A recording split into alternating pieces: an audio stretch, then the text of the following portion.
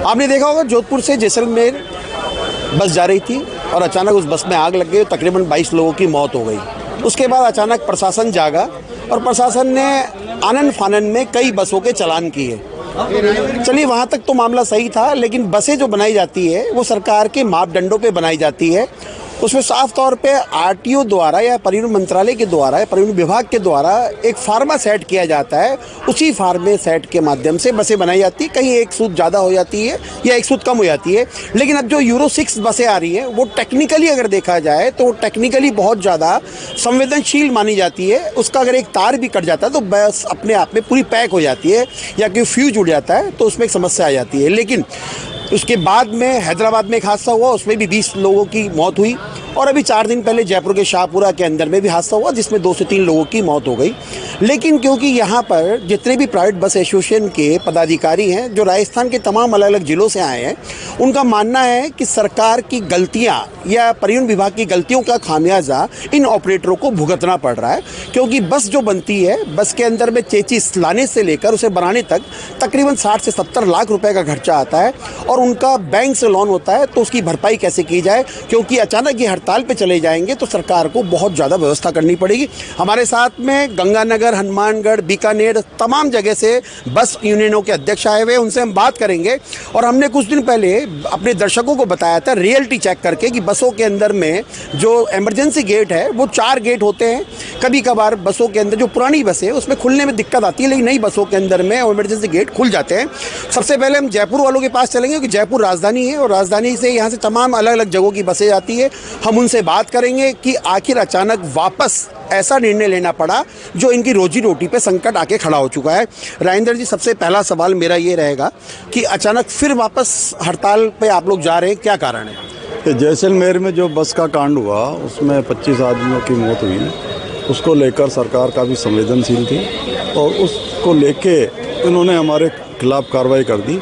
बजाय इसके कि हमारे को ये समय देते कि आपकी बसों में ये कमी है और इस कमी को दूर कर लो, और इन्होंने ज़बरदस्त चालान बनाने चालू कर दिया और हमारे को हरेसमेंट करना चालू कर दिया। और उस वजह से 14 तारीख को ये घटना हुई है। 15 तारीख से इन्होंने चेकिंग चालू कर दी। जबकि होता क्या है कि गाड़ी का चेचिस खरीदते हैं, चेचिस के बाद में बॉडी बिल्डर बॉडी बनाता है, वो अपना सर्टिफिकेट देता है, वो सर्टिफिकेट जाता है आरटीओ ऑफिस में और पेपर जाते हैं उसके, आरटीओ उसको पास करता है। इसमें बस वाले का कहाँ रोल है? बस वाले ने तो बस बना नहीं सकता। आपको अगर नॉर्म्स में नहीं लग रही तो उसी टाइम कैंसिल कर देते, उसका रजिस्ट्रेशन नहीं करते।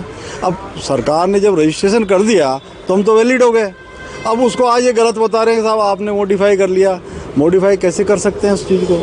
ये जस्टिफाई नहीं कर पा रही गवर्नमेंट। फिर भी हमने यात्रियों की सुरक्षा के लिए जो आवश्यक कदम थे उठाए और उठाने की कोशिश कर रहे हैं, लेकिन सरकार द्वारा निरंतर चेकिंग करके गाड़ियों पर 1.5 लाख रुपए जुर्माना और सीजिंग की कार्रवाई की जा रही है। उसके उलट इन्होंने बॉडी बिल्डर, जितने भी जयपुर में बॉडी बिल्डर थे, जोधपुर में बॉडी बिल्डर थे, उनके यहाँ छापे मार के उनके कारखाने सीज कर दिए।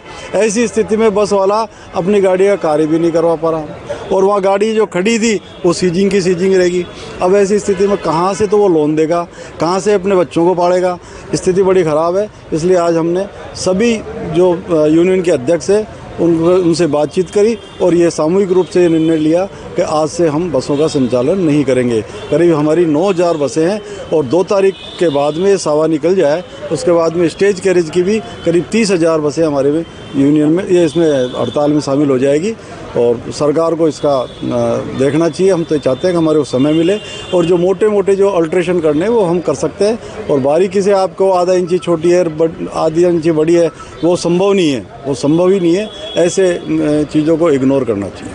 बिल्कुल, देखिए इनका साफ तौर पे कहना है कि बसों को पास करने का जिम्मा जो है परिवहन विभाग के पास होता है और उन्हीं के मापदंड पे खड़ी उतारी जाती है। लेकिन फिर भी सरकार अपने हठधर्मिता के कारण इन बसों को सीज कर रही है। हमारे साथ में, आप कहाँ से आए हैं? आप? मैं गंगानगर से। क्या दिक्कत हो गई अचानक, क्योंकि आम जनता के बारे में भी सोचा कुछ आप लोगों ने? देखो जी, सोचने के लिए सारी बात सोच रहे हैं, पहले से सोच रहे हैं, ये नहीं कोई अभी सोचने लगे हैं।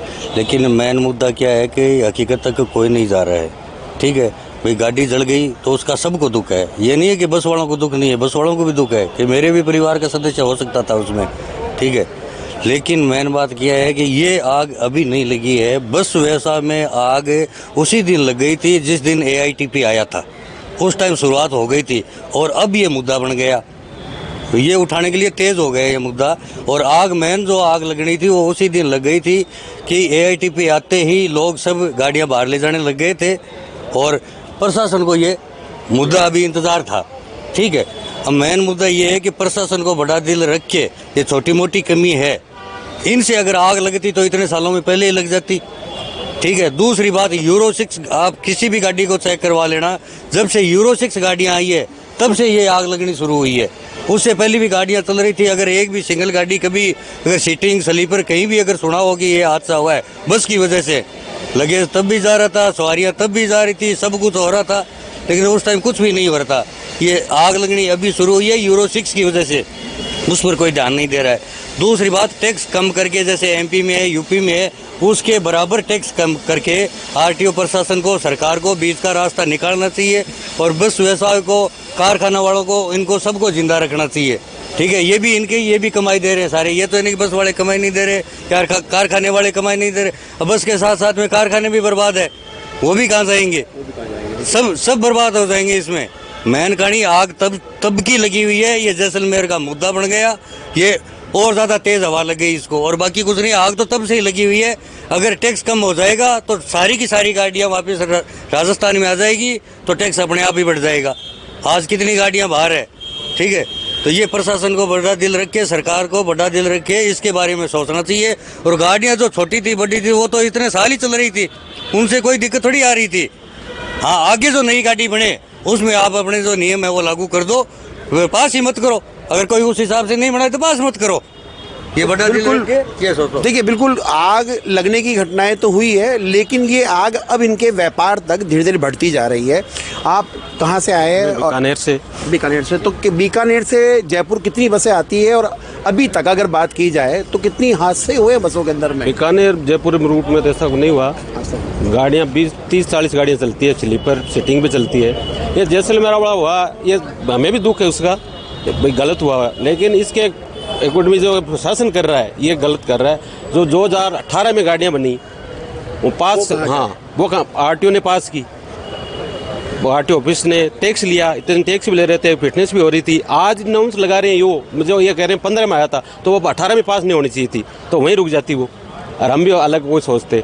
अब ये कह रहे आप वो मतलब वो नियम लगाओ तो वो 80% गाड़ी होगी 2018 में, उसमें कैसे लागू होगा? कोई भी जानबूझ के मरना नहीं चाहेगा, कोई नहीं मारना चाहता। ये तो व्यवसाय है हमारा, कोई नहीं करना चाहता। ये इसमें टैक्स भरते हैं, किस्त भरते हैं, 40,000 रुपये टैक्स है मंथली, और वो एडवांस भरा जाता है। ऐसे गाड़ी चले नहीं चले, अभी खड़ी है गाड़ियाँ तो भी टैक्स चालू है इसका। तो सरकार को, हाँ बोलिए, इसमें सरकार को बड़ा मन करके बैठ के वार्ता करनी चाहिए। इनमें जो भी नियम सब नहीं लागू, कुछ होते हैं हमारे से होंगे हम करेंगे, लेकिन टाइम देना चाहिए। आज जो 14 को घटना हुई, 15 गाड़ियाँ बंद कर दी, जो ये कारखाने थे वो सीज कर दिए, तो कहाँ कराएं? उनको टाइम कम से कम 3 महीने का टाइम देना चाहिए। भाई अपन ये कह सकते हैं कि सिस्टम को सुधारने की बजाय और ज़्यादा पेचीदा बनाया जा रहा है। ये भी कोटा से आए हैं, इनकी बसें चलती हैं, इनसे भी बात करेंगे। कारण एक जो है, सरकार अपनी नाकामी या परिवहन विभाग अपनी नाकामी हमेशा ऑपरेटर पे ही क्यों थोपता है? सरकार अपनी नाकामी छुपाने के लिए दूसरे के ऊपर थोपा जा रहा है, जबकि इसमें बस ऑपरेटर की कोई गलती नहीं है। और आज कोटा से जयपुर मार्ग पे कम से कम 70 बसें चलती है, कोई आगजनी की आज तक कोई घटना नहीं हुई है। राजस्थान रोडवेज ज़रूर एक जली है कोटा में, जो अजमेर से कोटा जा रही थी, तो क्या कितनी की इन्होंने रोडवेजें बंद कर दी परिवहन विभाग ने, कितने चालान कर दिए, कितने उनसे जुर्माने ले लिए। आज एक हवाई जहाज जला, कितने जेल भेजे इन्होंने। एक ट्रेन पंजाब में जली, कितने ट्रेन के अधिकारियों को सस्पेंड किया, कितने जेल भेजे इन्होंने। तो ये सिर्फ इनकी नाकामयाबी छुपाना और इनकी हठधर्मिता और मन मर्जी की वसूली करना, ये एक तरीका है। और बहाना मिला है इनको कि एक बस में आग लगी, पूरे राजस्थान को छील के रख दो। ये जो है इनकी हठधर्मिता, ये परिवहन विभाग को लेकर के डूबेगी। और मुझे लगता नहीं है कि कुछ दिन बाद, अभी 8,000 में से जो है 5,000 गाड़ियाँ राजस्थान से जा चुकी है, लेकिन मंत्रियों के यहाँ, उच्च अधिकारियों के यहाँ जाकर के ये कहते हैं कि हम सब वसूली कर लेंगे, आप चिंता मत करो। तो टैक्स क्यों नहीं कम कर देते इन गाड़ियों का? तो ये बाहर नहीं जाए, यहीं रहे। राजस्थान के पैसे को हमें जो है दूसरी जगह देना पड़ रहा है। आज हर आदमी देना चाहता है। इतना अन्याय कि एक सीट से डबल टैक्स ले रहे हैं, 2-2 लाख रुपए जुर्माना। ये तो अड़धर्मिता है ना। और एक बस ने गलती हो गई, ठीक है साहब, हमने उसके लिए भी क्षमा याचना करी है, संवेदना व्यक्त की है। और हम आज कोई भी बच्चा भी नहीं चाहता कि किसी चींटी को मारा जाए। जान करके कोई बस ऑपरेटर ने नहीं आग लगाई, जान करके कोई बस ऑपरेटर ने नहीं मारा किसी को, लेकिन फिर भी गलती होगी तो हमने कहा साहब हमें 3 महीने का समय दे दो, हम इसमें सुधार करेंगे, जो कमियां हैं हमें बताओ। लेकिन बिना पूछे बिना ताचे एक कल जो है OCP जारी करके और पूरे मोटर ऑपरेटरों को जो है बर्बाद करने का एक रास्ता अपना लिया, जिसमें ना तो किसी से पूछा, जबकि किसी भी कानून को बनाने से पहले, किसी भी नियम को जारी करने से पहले 30 दिन का समय दिया जाता है, सुझाव लिए जाते हैं। ना सुझाव लिए, ना समय दिया और अपनी मर्जी से एक कानून बना करके थोप दिया। इस बात को लेकर के हमारे बस ऑपरेटरों में रोष है। अब ये बस का धंधा मुझे लगता नहीं कि राजस्थान में फलीभूत हो। राजस्थान सरकार की साख बहुत बुरी तरह से अन्य राज्यों में गिरी है। हाल ही में गुजरात के जो है कम से कम 50 यात्री रात के 4 बजे तक पड़े रहे हैं, पूरी तरह से परेशान हुए हैं। अब हमारी बसों में अन्य प्रदेशों से जो टूरिस्ट राजस्थान में आते थे वो भी बंद से हो गए हैं। बिल्कुल। देखिए, एक बहुत बड़ा सवाल है बॉस कि ज़्यादातर राजस्थान की प्राइवेट बसें हैं वो या तो नागालैंड या आसाम या बिहार से पास होके आ रही है। तो क्या कारण है कि ऐसा तो नहीं RTO परिवहन विभाग को यहाँ टैक्स के मामले में या फिटनेस के मामले में या अपना रजिस्ट्रेशन के मामले में नुकसान हो रहा हो, इसलिए कि वो अपनी खुंदक निकाल रही हो? इसमें मुद्दा ये नहीं है, भारत सरकार जिसने हमें ये सुविधा दी कि ऑल इंडिया टैक्स आप भरिए और पूरे भारत में निर्बाध तरीके से चलिए। पहले पाकिस्तान हिंदुस्तान का बॉर्डर हुआ करता था, ऐसे ही हमारे व्यवसाय के अंदर राजस्थान से हम हरियाणा जा रहे हैं तो हमें स्टेट चेक पोस्ट के ऊपर टैक्स पे करना पड़ता था। फिर उसके आगे हम मध्य प्रदेश जा रहे हैं तो फिर हमें टैक्स पे करना पड़ता था। केंद्र सरकार ने एक बहुत अच्छी पहल की कि पूरे टैक्स को सेंट्रलाइज किया और जहाँ जहाँ की बस रजिस्टर्ड हैं उनका प्रपोर्शन उनको दिया और केंद्र ने अपना प्रपोर्शन रखा, और जिससे हमारी ट्रांसपोर्ट व्यवसाय में एक बहुत उछाल आया। उन्होंने हमारी मदद करी आगे बढ़ने को, हमने उनके साथ देके अब यहाँ ये हुआ कि यहाँ टैक्स रिफॉर्म आना चाहिए था राजस्थान के अंदर भी।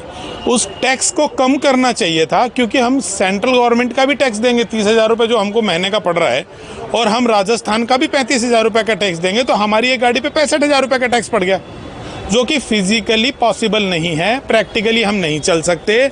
हमने उस चीज़ को समझा, जिस स्टेट का टैक्स कम था हमने हमारा GST रजिस्ट्रेशन वहाँ करवा लिया। एक व्यापारी पूरे भारत में व्यापार करने के लिए आज़ाद है, तो एक मोटर मालिक दूसरे स्टेट में रजिस्टर्ड करा के अपने वाहन चलाने के लिए आज़ाद नहीं है।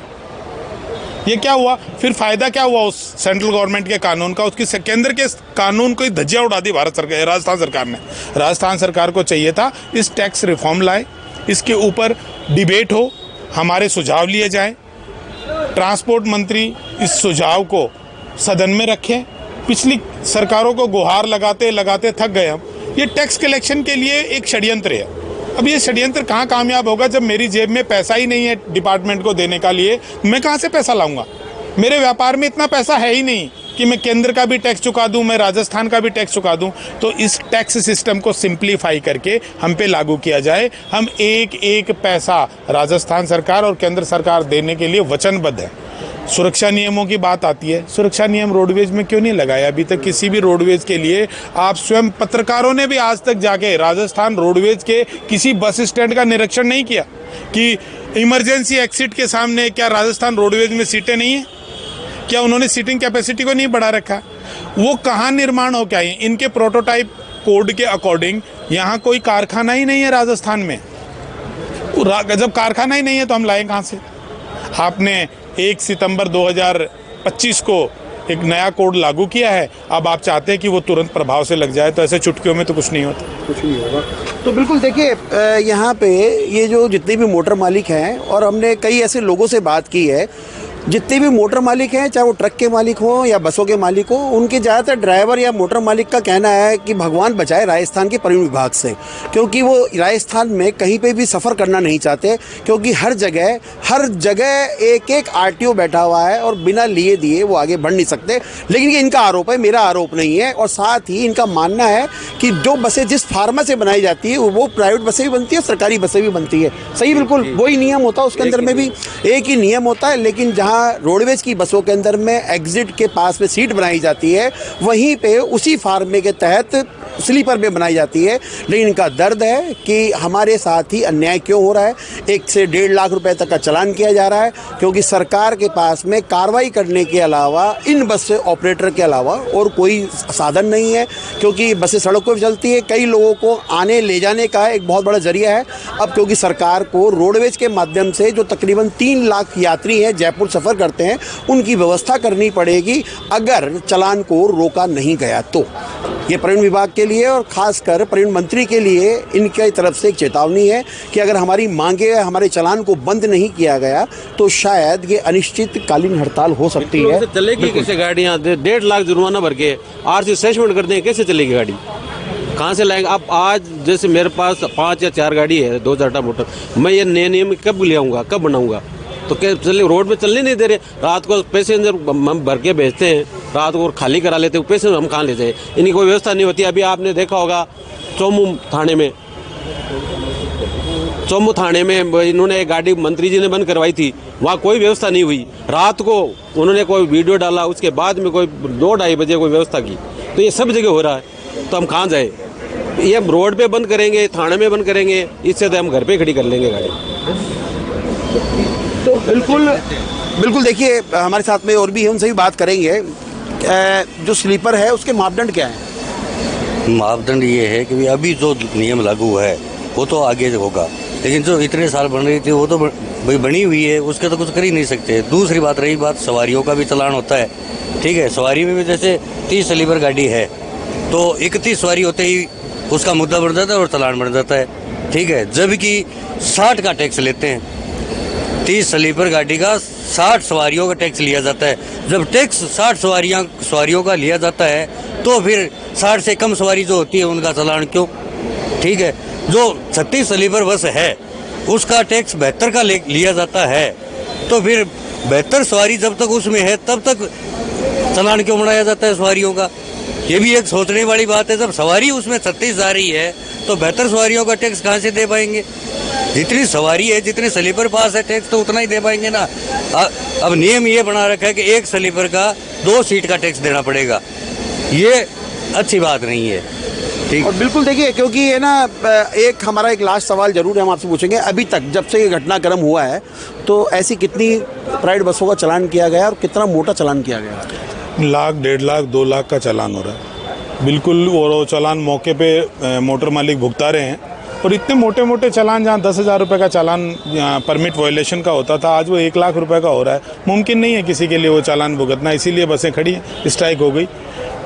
प्रैक्टिकली पॉसिबल नहीं है हज़ारों बसों को तुरंत रातों रात ठीक करवा देना, कहीं मुमकिन नहीं है। इतने ना तो कारखाने हैं, कारखानों पे भी इन्होंने इतनी प्रभावी कार्रवाई कर दी है, उनको पहले बंद करवा दिया, मतलब आपका सर फोड़ दिया और हॉस्पिटल में पहले ताला लगा दिया, ये स्थिति है। ये भी तो सकता है जो बस जली वो जीनस कंपनी से बनी हुई थी, जहाँ से अभी सरकार ने तकरीबन बहुत सारी बसों को रवाना किया है, तो क्या उसे जोधपुर में जो बन रही उसे भी सीज कर दिया गया क्या? जीनस उस कारखाने को सीज कर दिया गया है, पूरे कारखाने को सील है। जोधपुर में हर कारखाना सील है। पूरे राजस्थान के अंदर सभी बॉडी बिल्डर के ऊपर जो परिवहन अधिकारी थे, जिला परिवहन अधिकारी, उन्होंने अपने क्षेत्र के सभी वर्कशॉप्स को और नोटिस दे रखा है। तो कोई काम करना नहीं चाहता, कोई भी काम नहीं करना चाहता। तो बिल्कुल देखिए, ये एक बहुत ही एक साधारण सी बात है, लेकिन क्योंकि मोटर मालिकों का सवाल है, जिन बसों में आग लगी, जिन बसों के अंदर लोग मरे, लेकिन वो आग धीरे धीरे अब इनके परिवार तक, इनके व्यापार तक जाने लगी है, क्योंकि वो आग अगर ज़्यादा बढ़ती है तो सरकार के साथ साथ आम जन को भी उसकी समस्या होगी, क्योंकि जब साधन नहीं मिलेंगे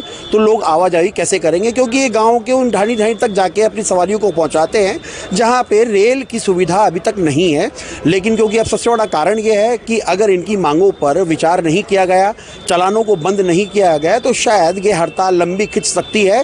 क्योंकि यहाँ पर राजस्थान, जयपुर जिस शहर में है, वहाँ बाहर के टूरिज़्म डिपार्टमेंट, टूरिज़्म के भी लोग आते हैं, बहुत सारे बाहर के लोग आते हैं घूमने के लिए। जब उन्हें साधन नहीं मिलेगा तो शायद वो सरकार के लिए भी एक सिरदर्द होता दिखाई देगा। Manoj Sharma, news watch India, Jaipur.